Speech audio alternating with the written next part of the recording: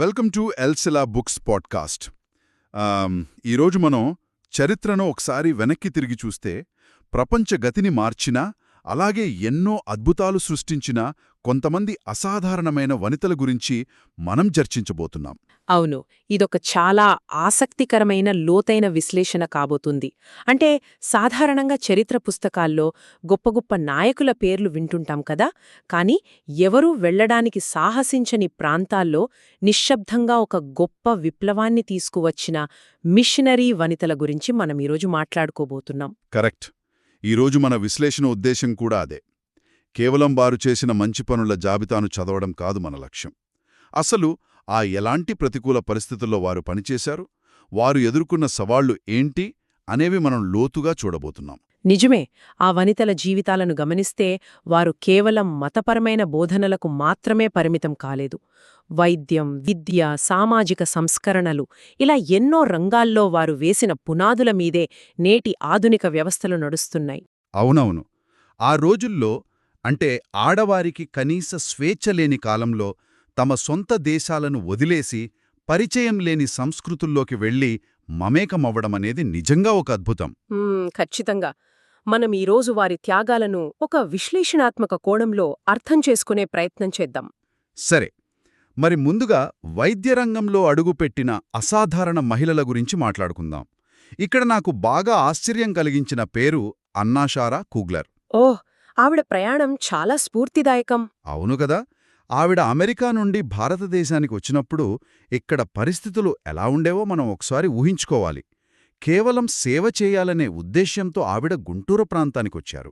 కాని ఆసక్తికరమైన విషయమేంటంటే, ఆవిడ రాగానే ఒక పూర్తిస్థాయి ఆసుపత్రి కట్టేయలేదు. సరిగ్గా చెప్పారు.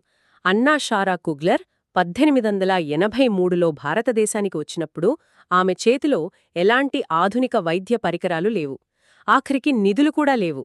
అంటే ఒక చిన్న వరండాలో మొదలుపెట్టారు గదా. అవును, ఒక చిన్న వరాండాలోనే తన వైద్య సేవలను ప్రారంభించారు.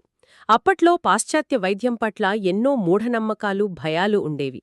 పైగా ఒక మహిళా డాక్టర్ను విశ్వసించటం ఆ రోజుల్లో చాలా కష్టం. నిజవే, జనాల్లో ఆ నమ్మకం కలిగించడం మాటలు కాదు. అయినా సరే ఆమె తన ఓపికతో, దయతో రోగుల నమ్మకాన్ని గెలుచుకున్నారు. ఆ చిన్న వరాండాలో మొదలైన ప్రయాణం స్వయంగా నిధులు సేకరించి, దశాబ్దాలపాటు శ్రమించి గుంటూరులో ఒక బృహత్తరమైన ఆస్పత్రి నిర్మాణానికి దారితీసింది. అది కేవలం వైద్యం కాదు, ఒక ప్రాంత ప్రజల ఆలోచనా విధానాన్ని మార్చిన ఒక సుదీర్ఘ పోరాటం. ఆ వరండా నుండి ఆస్పత్రి వరకు జరిగిన ప్రయాణం నిజంగా ఒక గొప్ప స్ఫూర్తి. ఖచ్చితంగా. అయితే ఆ కాలంలోనే మరో అద్భుతమైన ఘట్టం కూడా జరిగింది. డేమ్ ఎడిత్ మేరీ బ్రౌన్ జీవితం. ఆవిడ గురించి చదువుతున్నప్పుడు నాకనిపించిందేంటంటే, ఆవిడ కేవలం డాక్టర్గా సేవ చేసి ఆగిపోలేదు, అసలు సమస్య మూలాల్లోకి వెళ్లారు. అవును, ఆవిడ మహిళా వైద్య శిక్షణను ప్రారంభించాల్సి రావడానికి ఒక బలమైన సామాజిక నేపథ్యముంది. అదే ఆ పరదా పద్ధతి వల్లే గదా. కరెక్ట్. 19వ శతాబ్దపు చివరలో భారతదేశంలో పరదా పద్ధతి చాలా కఠినంగా ఉండేది, ముఖ్యంగా ఉత్తర భారతదేశంలో.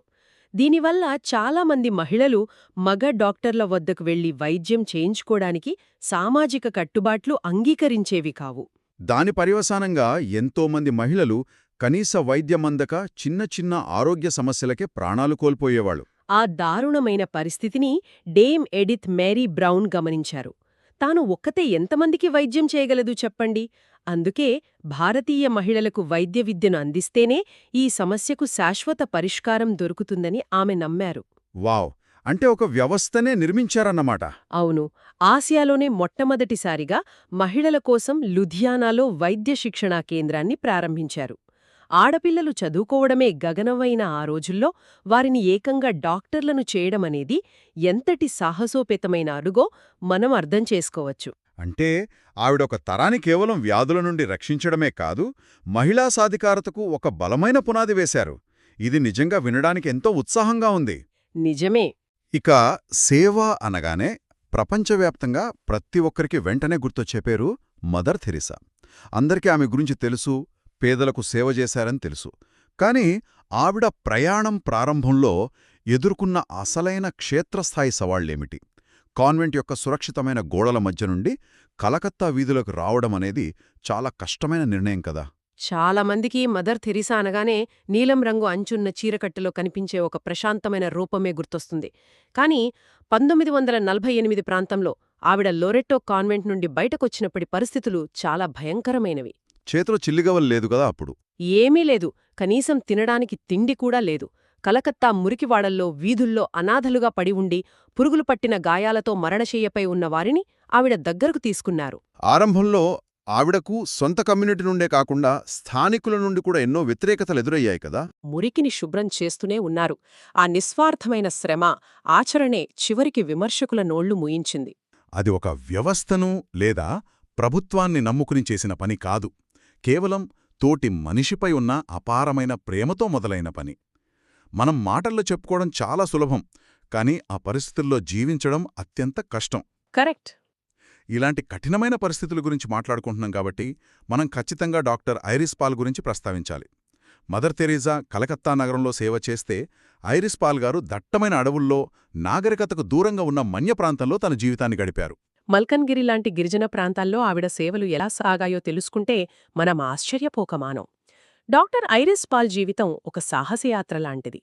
మల్కన్గిరి అడవుల్లో అంటే అప్పట్లో కనీసం రోడ్డు సదుపాయం గాని విద్యుత్ గాని లేని ప్రాంతం కదా. అక్కడి ప్రజల్లో ఉన్న మూఢనమ్మకాలు, వారికి జబ్బు చేస్తే ఆధునిక వైద్యం తీసుకోడానికి భయపడేవారు. చేతబడులు నాటుమందులు నమ్ముకునేవారు కదా. కరెక్ట్. ఆ గిరిజనుల మధ్యకు వెళ్లి వారి భాష నేర్చుకుని వారిలో ఒకరిగా కలిసిపోయి వైద్యం అందించడమనేది మామూలు విషయం కాదు. పైగా ఆవిడ భర్త కూడా ఒక ప్రమాదంలో అతి చిన్న వయసులోనే మరణించారు. అయినా సరే ఆవిడ ఆ అడవిని వదిలిపెట్టి వెనక్కి రాలేదు. తన 2 చిన్న పిల్లలతో కలిసి అక్కడే ఉండి దశాబ్దాల పాటు వైద్య మిషన్ను కొనసాగించారు. ప్రజల ప్రాణాలు కాపాడటమే కాకుండా వారిలో ఆరోగ్యం, పారిశుధ్యం పట్ల గొప్ప చైతన్యాన్ని తీసుకొచ్చారు. భర్త చనిపోయినా కూడా అడవుల్లోనే ఉండిపోవడం అనేది ఆవిడ అంకిత భావానికి గొప్ప నిదర్శనం. ఇదంతా చూస్తుంటే వీరంతా కేవలం తమ వృత్తి కోసం కాదు, ఒక గొప్ప లక్ష్యం కోసం పనిచేశారని అర్థమవుతోంది. ఖచ్చితంగా. సరే, వైద్య రంగము నుండి కొద్దిగా పక్కకు వచ్చి అసలు ఈ మిషన్లను స్థాపించి వాటికి మూలస్తంభాలుగా నిలిచిన వనితల గురించి విశ్లేషిద్దాం. చైనా ఇన్లాండ్ మిషన్ అనగానే మనకు హడ్సన్ టేలర్ పేరు వినిపిస్తుంది. కానీ దానికి తల్లిగా పిలువబడిన ఆయన సతీమణి మారియా జేన్ టేలర్ పాత్ర ఎంత కీలకమైనది. చాలా మంచి పాయింట్ ఇది. చరిత్రలో ఎప్పుడూ ముందు వరుసలో నిలబడిన నాయకుల పేర్లే ఎక్కువగా వినిపిస్తాయి. కానీ చైనా ఇన్లాండ్ మిషన్ విషయానికొస్తే మారియా జేన్ టేలర్ కేవలం భార్యా పాత్రకు మాత్రమే పరిమితం కాలేదు. వాళ్ళొక సంచలనాత్మక నిర్ణయం తీసుకున్నారు కదా అప్పట్లో. అవును. ఆధునిక సదుపాయాలు లేని ఆ రోజుల్లో చైనాలోని మారుమూల ప్రాంతాలకు వెళ్లి అక్కడి సంస్కృతిలో మమేకమవ్వడం కోసం వారు పాశ్చాత్య దుస్తులు వదిలేసి పూర్తిగా చైనీలలాగా దుస్తులు ధరించడం మొదలుపెట్టారు. వారిలాగే జుట్టు పెంచుకోవడం ఇవన్నీ చేశారు కదా. దీనికి సొంత దేశస్థుల నుండే తీవ్రమైన విమర్శలు ఎదురయ్యాయి వాళ్ళకి. ఆ సమయంలో హడ్సన్ టేలర్కు నైతికంగా అండగా నిలబడింది మారియా. అంతేకాదు, ఆవిడకు హడ్సన్ కంటే చైనీస్ భాష, ముఖ్యంగా నింబో మాండలికం చాలా స్పష్టంగా వచ్చేది. మిషన్ యొక్క పరిపాలనా వ్యవహారాలు, స్థానికులతో చర్చలు, అనువాదాలు అన్నీ ఆవిడే దగ్గరుండి చూసుకునేవారు. వావ్! అంటే భాషపరంగా, నిర్వహణపరంగా ఆవిడ ముందుండి నడిపించారన్నమాట. ఆ మిషన్ అంతా విజయవంతం కావడానికి ఆమె వేసిన పునాదే కారణం. ఇలాంటి తెరవెనుకున్న బలమైన శక్తుల గురించి తెలుసుకోవడం చాలా ముఖ్యం. అవును. అలాగే భారతదేశం విషయానికి వస్తే విలియం కేరీ ప్రారంభించిన సెరంపూర్ మిషన్ గురించి కూడా మనం మాట్లాడుకోవాలి. అందులో హ్యానా మార్ష్మన్ పాత్ర చాలా విశిష్టమైనది. సెరంపూర్ మిషన్ అనగానే ఆ 3 వ్యక్తుల పేర్లే గుర్తొస్తాయి కదా చరిత్రలో. అదే, William Carey, John Marshman, William Ward పేర్లు నిలిచిపోయాయి. కాని భారతదేశంలో మొట్టమొదటి మహిళా మిషనరీగా అడుగుపెట్టిన హ్యానా మార్ష్మన్ గురించి చాలా తక్కువ మందికి తెలుసు. ఆవిడ జాన్ మార్ష్మన్ సతీమణి. వాళ్ళు ఇక్కడికొచ్చిన కొత్తలో తీవ్రమైన ఆర్థిక ఇబ్బందులు ఎదుర్కొన్నారు కదా. అవును. మిషన్ పనులు ముందుకు సాగాలంటే డబ్బు కావాలి.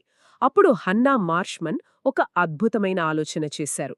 యూరోపియన్ అధికారుల పిల్లల కోసం ఒక బోర్డింగ్ స్కూల్ స్థాపించారు. ఆ స్కూల్ ద్వారా వచ్చిన ఆదాయమంతా మిషన్ కార్యకలాపాలకు, బైబుల్ అనువాదాల ముద్రణకు ఖర్చు చేసేవారు కదా. సరిగ్గా చెప్పారు.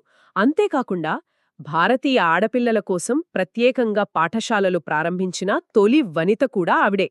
మహిళా విద్యకు ఆవిడ చేసిన కృషి చరిత్రలో చాలా విశిష్టమైనది. ఒకవైపు ఆర్థికంగా మిషన్ను నిలబెడుతూనే మరోవైపు భారతీయ ఆడపిల్లల విద్యాభివృద్ధికి కృషి చేయడం బహుశా ఒకేసారి ఎన్నో బాధ్యతలను అత్యంత సమర్థవంతంగా నిర్వహించిన ఒక అద్భుతమైన మహిళ ఆమె. నిజమే. ఇక భౌతికంగా సేవ చేయడమే కాకుండా తమ కలం ద్వారా ప్రపంచవ్యాప్తంగా లక్షలాది మందికి ఓదార్పునిచ్చిన వనితల గురించి మాట్లాడుకుందాం. లెటీ బర్డ్ కౌమాన్ రాసిన ఎడారిలో సెలయేర్లు అనే పుస్తకం గురించి మనం వినే ఉంటాం. ఆ పుస్తకం అంతలా ప్రజల్లోకి వెళ్లడానికి కారణమేమిటి? ఆ పుస్తకం వెనుక ఉన్న కథ చాలా హృదయ విదారకమైనది. లెటీ కౌమాన్ మరియు ఆమె భర్త చార్లెస్ కలిసి ఓరియంటల్ మిషనరీ సొసైటీని స్థాపించారు. జపాన్, కొరియా లాంటి దేశాల్లో వారు చాలా చురుకుగా పనిచేస్తున్న సమయంలో చార్లెస్ తీవ్రమైన అనారోగ్యానికి గురయ్యారు. ఆయనకు గుండె జబ్బు రావడంతో వారు తిరిగి అమెరికా వెళ్ళిపోవాల్సి వచ్చింది కదా. అవును, 6 సంవత్సరాల పాటు ఆయన మంచానికే పరిమితమయ్యారు. తన కళ్ల ముందే తన భర్త ప్రాణాలతో పోరాడుతూ రోజురోజుకూ క్షీణించిపోతుంటే లెటీ కౌమాన్ అనుభవించిన మానసిక వేదన అంతయింత కాదు. దేవుడు మమ్మల్ని ఎందుకు ఇలాంటి పరిస్థితిలో వదిలేశాడు అనే ప్రశ్నల మధ్య ఆవిడ నలిగిపోయుంటారు. ఖచ్చితంగా తనను తాను ఓదార్చుకోవడానికి తనకు దొరికిన చిన్న చిన్న వాక్యాలు, కవితలు, ఆలోచనలను రోజువారీ డైరీగా రాసుకున్నారు. అదే ఎడారిలో సెలయేర్లు. అది ఒక ప్రశాంతమైన వాతావరణంలో కూర్చుని రాసిన పుస్తకం కాదు, తీవ్రమైన కన్నీళ్లు, వేదన మధ్య పుట్టిన అక్షరాలు. వ్యాప్తంగా అంతమంది హృదయాలను హత్తుకోగలిగింది. ఎంత గొప్ప నేపథ్యం! అవును. ఇక విద్యారంగంలో, ముఖ్యంగా కళాశాల విద్యార్థుల జీవితాల్లో ఒక ఆత్మీయ తల్లిగా నిల్చిన ఎలోయిస్ టెరెట్ గురించి మనం ఖచ్చితంగా ప్రస్తావించాలి. విద్యార్థులకు ఆవిడ చేసిన పరిచర్య గురించి చదువుతున్నప్పుడు ఒక కుటుంబంలాంటి వాతావరణాన్ని ఆమె ఎలా సృష్టించారో అర్థమవుతుంది. ఎలోయిస్ టెరెట్ భారతదేశంలో విద్యార్థి పరిచర్య కోసం తన జీవితాన్ని అంకితం చేశారు. యూనివర్సిటీల్లో చదువుకునే వయసంటే అది ఎన్నో ఆకర్షణలు, సవాళ్లు, మానసిక సంఘర్షణలు ఉండే సమయం కదా. ఇల్లు వదిలి దూర ప్రాంతాల నుండి వచ్చే విద్యార్థులకు సరైన మార్గదర్శకత్వం కరువు అవుతుంది ఆ వయసులో. అందుకే ఎలోయిస్ టెరెట్ తన ఇంటి తలుపులను ఎప్పుడూ విద్యార్థుల కోసం తెరిచి ఉంచేవారు.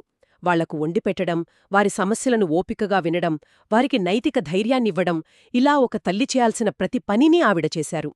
ఒక వ్యక్తిని క్లాస్రూంలో పాఠం చెప్పి మార్చడం వేరు, వారితో కలిసి కూర్చుని భోజనం చేస్తూ వారి జీవితంలో భాగమై మార్చడం వేరు. నిజమే. ఆవిడ చూపించిన ఆ ఆతిథ్యం, ప్రేమ వందలాది మంది విద్యార్థులను గొప్ప నాయకులుగా, మంచి పౌరులుగా తీర్చిదిద్దింది. ఇది వింటుంటే అనిపిస్తోంది, సేవ అంటే ఎక్కడో వెళ్లి చేయాల్సిన అవసరం లేదు. మన ఇంటి తలుపులు తెరిచి నలుగురికి ప్రేమను పంచడం కూడా ఒక గొప్ప సేవే అని. ఖచ్చితంగా. సరే, ఇప్పుడు మనం చరిత్రనింకొంచెం వెనక్కి తీసుకువెళ్దాం. సమాజాన్ని, వ్యవస్థలను మార్చిన గొప్ప పురుషుల జీవితాల్లో వెన్నంటి ఉన్న స్త్రీల గురించి మాట్లాడుకుందాం. ప్రొటెస్టెంట్ సంస్కరణ అనగానే మార్టిన్ లూథర్ పేరు వినిపిస్తోంది. కాని ఆయన భార్య క్యాథరిన్ వాన్ బోరా కథ వింటే నిజంగా ఆశ్చర్యపోవాల్సిందే. ఆవిడ ఒక కాన్వెంట్ నుండి ఎలా తప్పించుకున్నారో వింటే ఒక సినిమా సీన్లా అనిపిస్తుంది. అవును, అది చరిత్రలో అత్యంత ఆసక్తికరమైన సంఘటనలలో ఒకటి. క్యాథరిన్ వాన్ బోరా ఒక నన్. మార్టిన్ లూథర్ రచనలు చదివి ప్రభావితురాలైన ఆవిడ తనతో పాటు మరికొందరు నన్స్తో కలిసి కాన్వెంట్ నుండి తప్పించుకోవాలని నిర్ణయించుకున్నారు. అప్పట్లో అలా తప్పించుకోవడమంటే మరణశిక్ష పడేంత నేరం కదా. కరెక్ట్. ఒక రాత్రిపూట వాసన వస్తున్న ఖాళీ చేపల పీపాల్లో దాక్కొని వారు కాన్వెంట్ నుండి ప్రాణాలతో బయటపడ్డారు. ఆ తర్వాత ఆవిడ మార్టిన్ లూథర్ను వివాహం చేసుకున్నారు. ఆవిడ కేవలం ఒక సాధారణ గృహిణి కాదు, బ్లాక్ క్లాయిస్టర్ అనే ఒక పెద్ద ఆశ్రమాన్ని ఆవిడ ఒంటి చేత్తో నిర్వహించేవారు. వ్యవసాయం చేయటం, పశువులను పెంచడం, వచ్చిన అతిథులకు వండిపెట్టటం, ఆర్థిక వ్యవహారాలు చూసుకోవడం అంతా ఆవిడే కదా. అవును. లూథర్ ఎప్పుడూ పుస్తకాలు, సిద్ధాంతాలతో బిజీగా ఉంటే ఆవిడ ఆ కుటుంబానికి ఒక బలమైన మూలస్తంభంలా నిలబడ్డారు. ఎన్నోసార్లు లూథర్ నిరాశలో ఉన్నప్పుడు ఆయనకు ధైర్యం చెప్పి మళ్లీ పోరాడేలా చేసింది క్యాథరిన్ మాత్రమే. చేపల పీపాలో దాక్కొని తప్పించుకోవటం నిజంగా ఎంతటి సాహసం! ఆవిడ ధైర్యం లూథర్కు ఎంతో కలిసి వచ్చింది. ఇక గొప్ప వ్యక్తులని ప్రపంచానికందించిన ప్రార్థనాపరులైన మాతృమూర్తుల గురించి మాట్లాడుకోవాలి. మోనికా, సుసన్నా వెస్లీ మరియు మోరోగ్రాహం. వీరి జీవితాలను గమనిస్తే తల్లి పెంపకం, ముఖ్యంగా ఆమె ప్రార్థనా జీవితం పిల్లల భవిష్యత్తుని ఎలా మారుస్తుందో స్పష్టంగా కనిపిస్తుంది. ఖచ్చితంగా.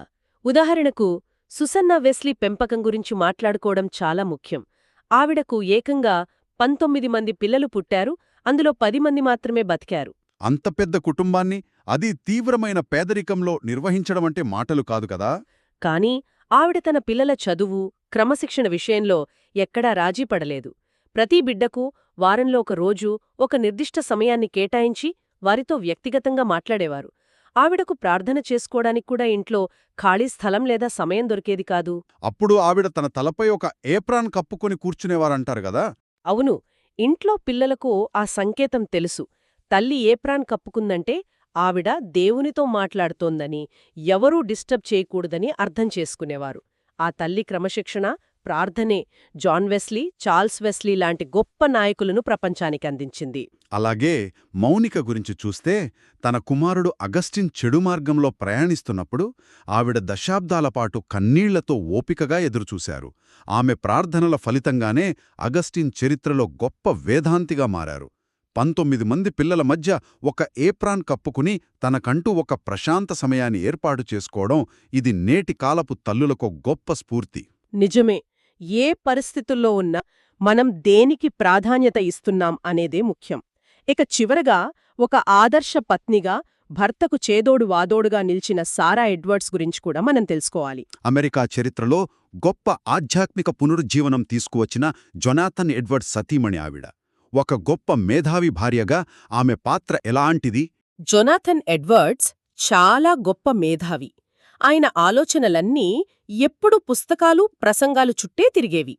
రోజుకు 13 గంటలు ఆయన తన గదిలో చదువుకుంటూనే ఉండేవారు. అలాంటి వ్యక్తి జీవితంలో శారా ఎడ్వర్డ్స్ ఒక సమతుల్యతను తీసుకొచ్చారు. ఇంటి బాధ్యతలన్నీ తనే మోస్తూ ఇంటికొచ్చే వందలాది మంది అతిథులను ఆదరించేవారు. వాళ్ల ఇల్లు దాదాపు ఒక హోటల్లా ఉండేదే అని విన్నాను. అవును, ఎప్పుడూ ఎవరొకరు వస్తూనే ఉండేవారు. వాటన్నిటినీ విసుక్కోకుండా ఆవిడ చూసుకున్నారు. అంతేకాదు, జొనాథన్ ఎడ్వర్డ్స్ తన ప్రసంగాలను ముందుగా తన భార్యకే వినిపించేవారట. ఆవిడిచ్చే సలహాలను ఆయన చాలా గౌరవించేవారు. ఒక బలమైన, స్థిరమైన భావోద్వేగ పునాదిని ఆమె తన భర్తకు అందించారు. అందుకే ఆయన ఆ స్థాయిలో సమాజంపై ప్రభావం చూపగలిగారు. అంటే మేధోపరంగా భర్త ఎంత ఎత్తులో ఉన్నా ఆకాశంలో ఎగిరే గాలిపటానికి దారంలాగా ఆవిడ ఆయన నిలబెట్టారన్నమాట. ఈరోజు మనం నిజంగా ఒక అద్భుతమైన ప్రయాణం చేశాం. అన్నా కుగ్లర్ వరండ ఆస్పత్రి నుండి, ఐరిస్ పాల్ దట్టమైన అడవుల వరకు, మారియా టేలర్ చైనీస్ వేషధారణ నుండి, ఖాతరిన్ చేపల పీపాల సాహసం వరకు, లెటీ కోమాన్ కన్నీటి అక్షరాల నుండి సుసన్నా వెస్లీ ఏప్రాన్ ప్రార్థన వరకు. ఇవన్నీ కేవలం చరిత్రలో నిలిచిపోయిన కథలు కాదు. ఇవి మన దైనందిన జీవితానికి ఒక గొప్ప దిక్సూచి. ఖచ్చితంగా. ఈ మొత్తం చర్చను మనం ఒక్క మాటలో చెప్పాలంటే, వీరెవ్వరూ కూడా అసాధారణమైన వనరులు లేదా శక్తులు చేతిలో పట్టుకుని రాలేదు. వారందరూ సాధారణ మహిళలే. వారికి భయాలు, కన్నీళ్లు, నష్టాలు, కష్టాలు ఉన్నాయి. కాని వారిలో ఉన్న ఏకైక అసాధారణ లక్షణం అంకితభావం. నిజమే. ఈరోజు ఈ విశ్లేషణ వింటున్న ప్రతి ఒక్కరూ ఒక్కసారి ఆలోచించుకోవాలి. ఈ వనితలు నడిచిన ఆ కష్టమైన మార్గాలు, వారు చూపిన తెగువ ఈరోజు మన ముందున్న చిన్న చిన్న సవాళ్లను, అడ్డంకులను అధిగమించడానికి మనకు ఎలా స్ఫూర్తినివ్వగలవు? ఇది మనల్ని మనం వేసుకోవలసిన ఒక ముఖ్యమైన ప్రశ్న. ఆ సమాధానమే మన తదుపరి అడుగును నిర్ణయిస్తోంది. Thank you for listening and do subscribe to our channel for more. Try to get this book and read it. Be blessed.